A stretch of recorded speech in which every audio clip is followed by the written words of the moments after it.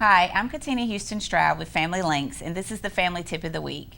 Spring has arrived and summer's on the way. This is a season where Family Links counselors get a lot of questions about end-of-the-year academic struggles, parties, curfews, and summer plans. Can you relate?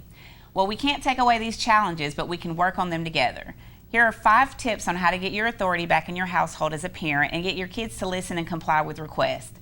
Number 1, set limits. Decide what 1 or 2 limits you want to start enforcing and communicate those to your child as clearly as possible. For example, you might say, from now on, I want the video games off by 10, or I want you out of the bed by 9 a.m. and your chores done by noon. Number 2, enforce those limits. Come up with some logical consequences that you'll put into place if your child does not respect your limits. If the video game is still on at 11 p.m., then your child loses an hour of game time the next day, or you lock up the game the next day, and he can try again afterwards. Number 3, create a routine. Come up with a rough schedule that includes a time you'd like everyone to be up and some time for breakfast and getting dressed. You might also set aside a block of time for doing chores, for family activities, or for turning off the electronics, as well as winding down and getting to bed. It doesn't have to be overly regimented and strict, but at least write down some tasks or goals for the day in the order you'd like them to happen in some rough time frames.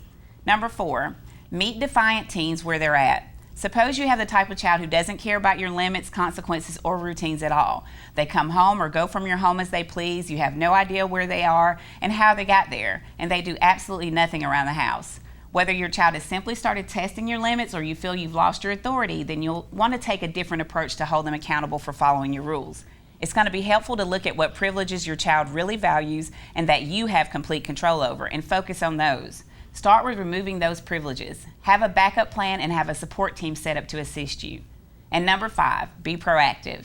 Younger kids especially will need your help planning social activities and finding entertainment that offers enrichment. You can also sit down with your child and come up with a list of things that he or she might like to do before the end of the summer that works for your family schedule and your budget.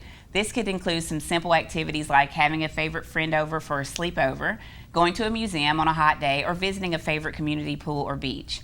And while it's your job to provide some options, remember that it's not your job to entertain your child every second of every day. Remember, letting your children know what's expected of them and holding them accountable actually puts them at ease, even though they'll probably never admit it, because they'll know what to expect from you.